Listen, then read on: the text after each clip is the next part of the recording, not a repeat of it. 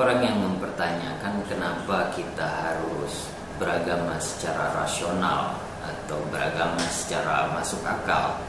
Nah, sebetulnya ada kekhawatiran di kalangan masyarakat beragama bahwa kalau kita merasionalkan ajaran-ajaran agama, maka nanti dikhawatirkan tidak ada aspek tertentu dari agama yang akan tersisa karena semuanya dicoba untuk dirasionalisasi. Nah, tapi sebetulnya kekhawatiran seperti ini tidak perlu ada, karena semua agama tetap saja mengandung aspek-aspek yang tetap dan aspek-aspek yang berubah. Aspek yang tetap di dalam agama itu biasanya adalah ritual-ritual, bagaimana seorang beragama menjalankan hubungan vertikalnya dengan Tuhan. Itu akan selalu tetap, dan aspek yang seperti ini biasanya tidak banyak terkena proses rasionalisasi. Dan kenapa kita perlu merasionalisasi aspek-aspek selain itu?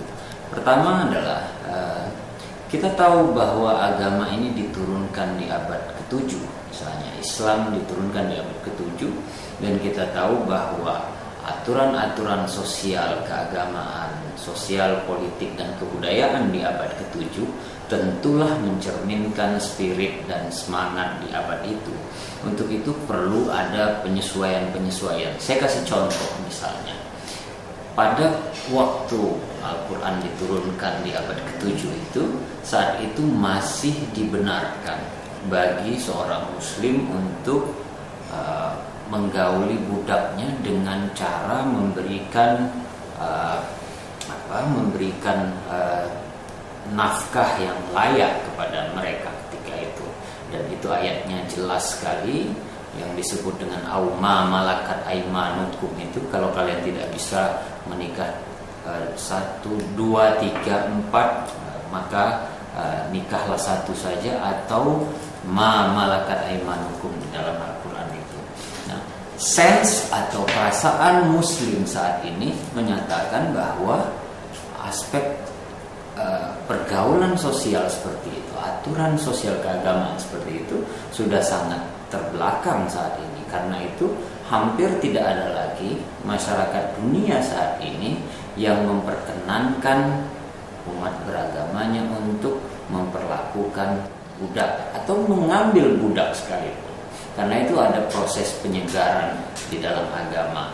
Jadi agama itu perlu dirasionalisasi, terutama aspek-aspek sosialnya, aspek-aspek yang disebut interaksi antar manusianya.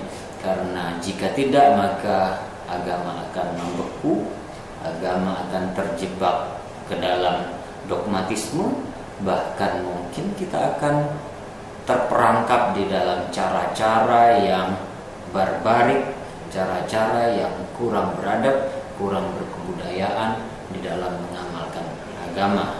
Padahal jelas-jelas Al-Quran menyatakan bahwa kita dituntut untuk menggunakan akal pikiran kita untuk bertadabbur ataupun untuk merenungkan hikmah daripada penciptaan alam raya, hikmah kita beragama. Saya kira itu alasan yang paling fundamental kenapa kita perlu beragama secara rasional.